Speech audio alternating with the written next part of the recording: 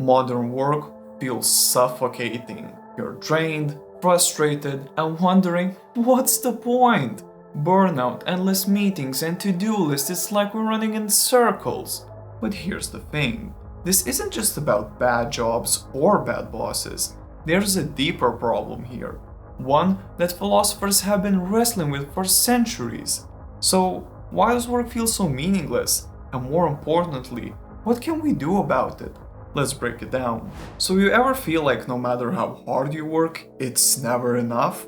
Same here.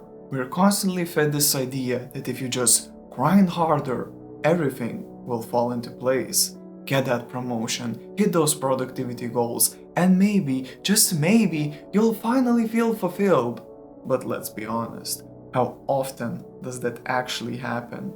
Instead of finding purpose, we just end up burned out. And here's why. This whole grind harder thing, it's a scam. Productivity for its own sake doesn't create meaning, it drains it. Think about it. Ever checked off every single thing on your to-do list and still felt off? It's not relief, it's not pride, it's like this weird emptiness, like something's still missing. That's because all that hustle with no real connection to what actually matters just leaves you feeling stuck, like you're running a race where the finish line keeps moving further away, and no matter how fast you run, you never seem to catch up. And here's the thing. It's not even a new problem, it's been around for centuries. And Jean-Jacques Rousseau, an 18th century philosopher, called this out ages ago. In his discourse on the origin and basis of inequality among men, wow, that's a mouthful. Rousseau argued that as society evolved, we started losing touch with our natural state, our real needs and desires. Instead of living authentically, we got caught up chasing stuff like status, wealth, and productivity. Not the things we care about, but the stuff society tells us to care about. Rousseau believed this shift left us spiritually hollow, and back then, it was kings and aristocrats defining what success looked like. Titles, wealth, and status within the social hierarchy. Today, the roles have changed, but the rules haven't. Now it's influencers and LinkedIn posts telling you to wake up at 4 a.m. We're still chasing status. But now instead of crowns and castles, it's no likes and promotions. The pressure to achieve is relentless. We're told to chase milestones that don't actually align with who we are, and it's exhausting. It's like being stuck on a treadmill that speeds up every time you catch your breath. But here's the twist. This isn't just about personal choices, it's way bigger than that. It's not a you problem, it's a system problem. The grind is baked into how work is structured and valued in our society. And if we really want to figure out why work feels so meaningless, we need to take a closer look at the system. The one that's built to keep us grinding, no matter what. Modern work is obsessed with numbers, KPIs, performance reviews, and endless spreadsheets. All those business buzzwords that make me want to dig straight down in real life. Instead of encouraging meaningful work, these systems prioritize metrics over individuality and creativity. It's not about doing great work, it's about measurable work. Spreadsheets don't care about effort, only output. Dashboards don't reward creativity, just results. And when everything is measured, suddenly nothing really feels meaningful.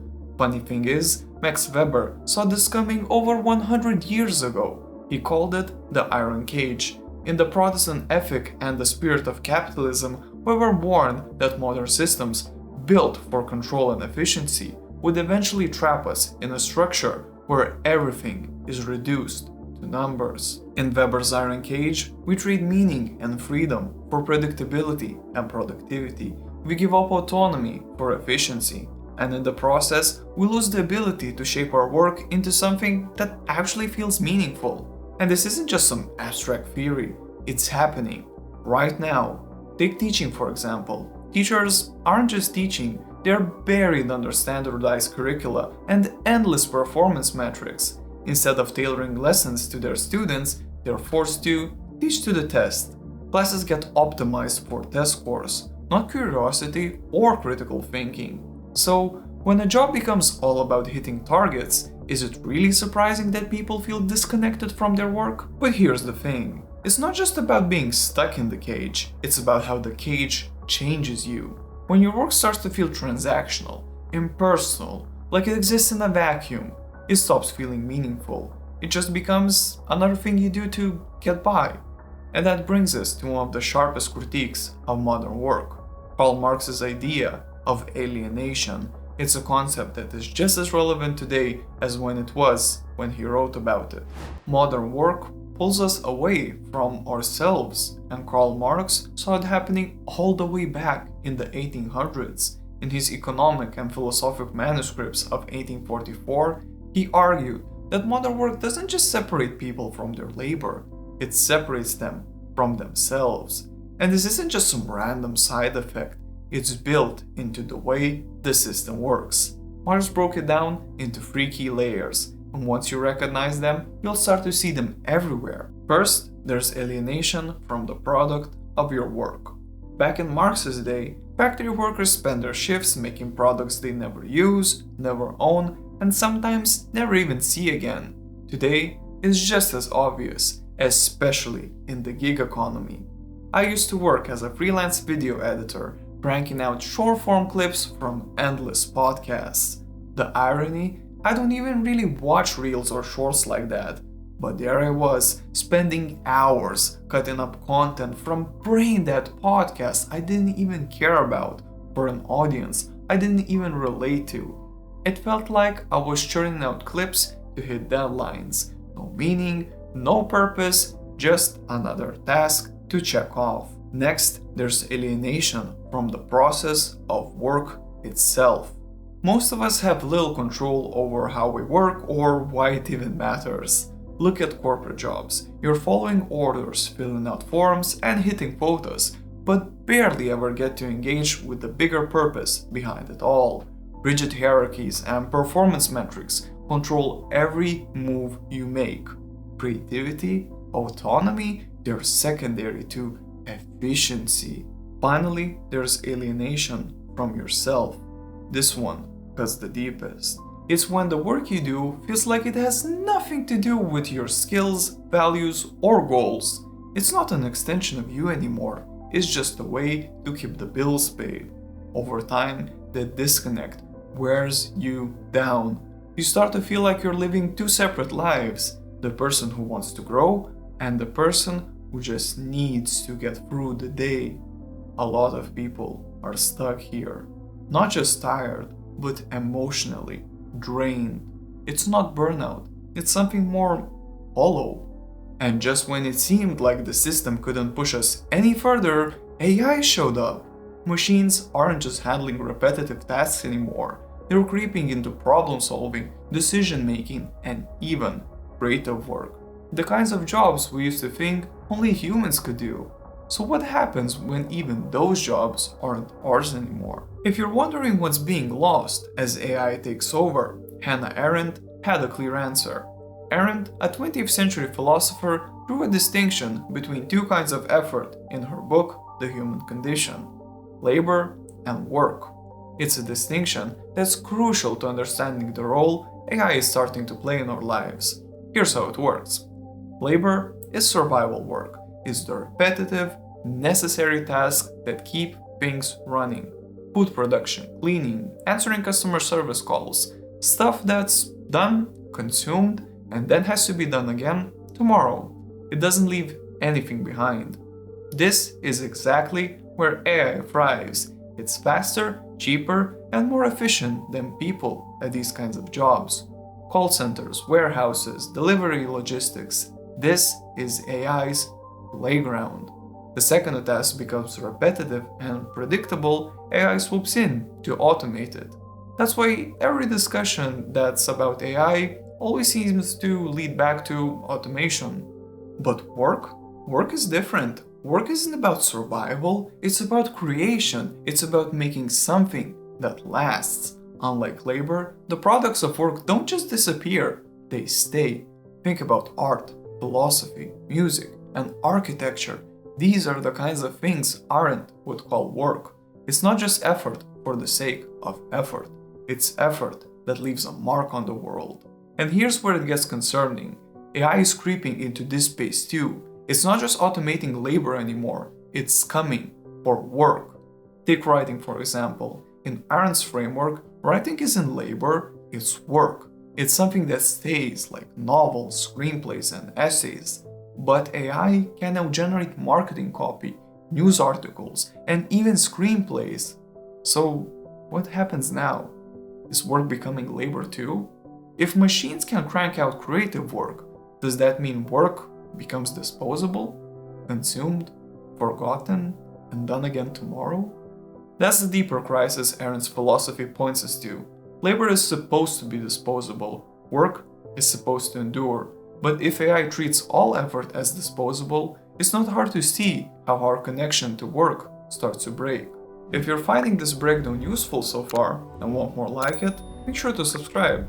Let's be real, philosophy isn't gonna magically fix the system or hand you a dream job. Most of us can't just quit and chase after meaningful work whenever we feel like it. And honestly, that's not what philosophy is here to do anyway. What it can do is help us see things more clearly, to see what's actually going on with work and more importantly, what to do about it. And it all starts with Aristotle. If anyone can show us what meaningful work looks like, it's him. So if you ever wondered what meaningful work actually looks like, Aristotle laid it out 2000 years ago, and his answer still holds up. For him, the best kind of work isn't just about getting paid, it's about becoming your best self. He believed the right kind of work could help you reach eudaimonia, which means flourishing or living in harmony with your potential. But for Aristotle, flourishing wasn't just about personal happiness, it was about thriving as an individual while also playing your part in a larger community. To get there, Aristotle says you need two key ingredients, techne and arete. Techne is a Greek word that means art, craft, or skill, but it's more than just being good at something, it's about knowing how and why something works. It's the difference between following a set of instructions and mastering the process. Think of a cook who doesn't just follow a recipe, but understands how flavors combine. Or an artist who doesn't just copy nature, but transforms it into something new. That's techne, the ability to create with skill and intention. But having skill alone isn't enough. To truly flourish, you also need arete, which is often translated as excellence or virtue. If techne is about mastering the craft, arete is about how you show up when you do it. It's the moral character you bring to your work, the effort, care, and pride you take in doing it well. If techne is about what you can do, arete is about how you can do it. It's the difference between doing a task just to get it done and doing it because it matters to you. Take an architect. Their job isn't just to design buildings, it's to solve problems, create spaces where people can thrive, and bring a vision to life. When they approach their work with creativity, precision, and a focus on improving the lives of others, they're not just doing their job, they're putting their virtues into action. They're using their techne to master their craft, and their arete to bring purpose and care to every step of the process. This is exactly what Aristotle meant, a craft that's elevated by character. When techne and arete come together, you get something far beyond just a job. Working becomes a path to eudaimonia. It's not about what you make, it's about who you become in the process. Work stops being a transaction and becomes a way to shape yourself while shaping the world around you.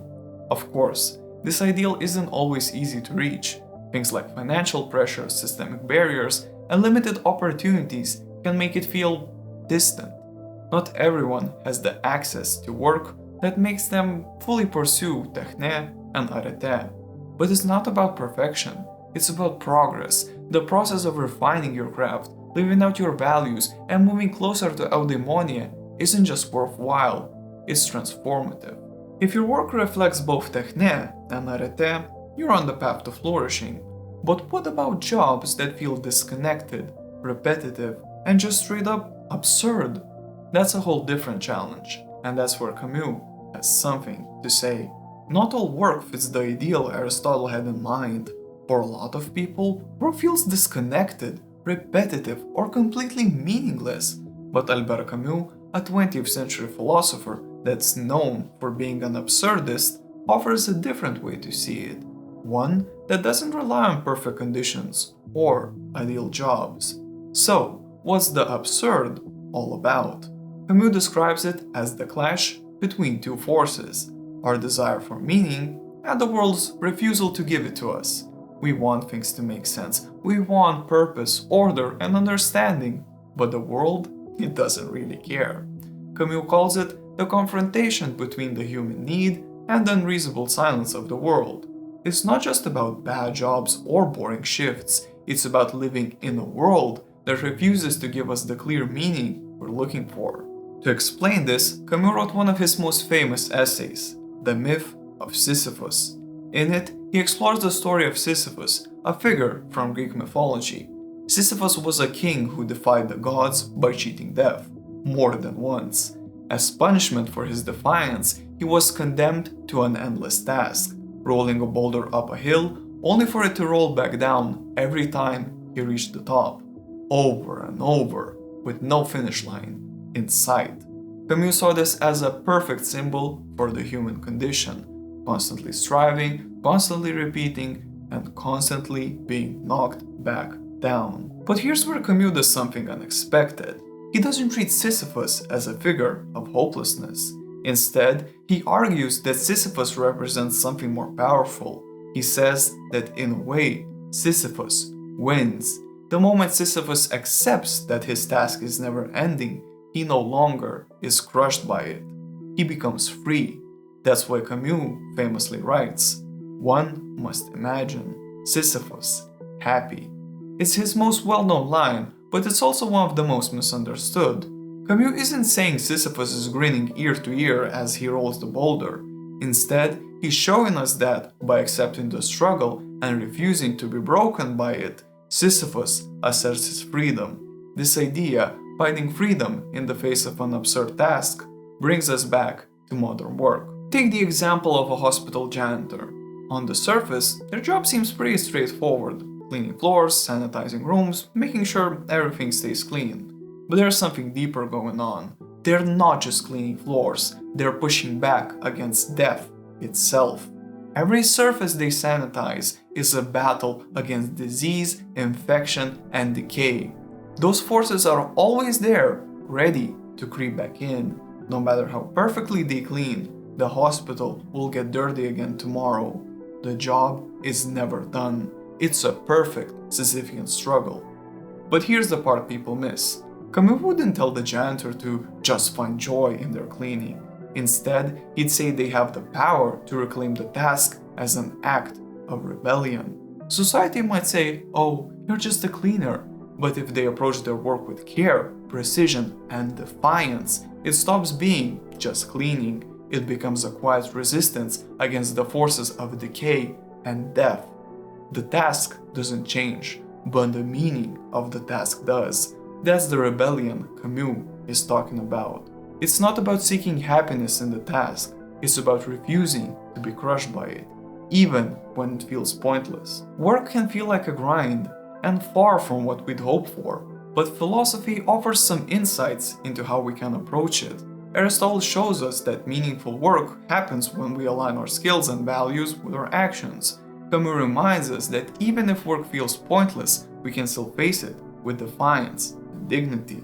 Your job doesn't have to define you, but it still shapes a big part of your life. Whenever it's striving for excellence or refusing to be crushed by the grind, philosophy reminds us that meaning isn't something we sit around waiting for, it's something we can work toward. Oh, and if you found this interesting, I'll think you'll love my video on Nietzsche and the hustle culture problem. It's wild how people took his idea of will to power and twisted it into the grindset mentality. If that sounds interesting, check it out.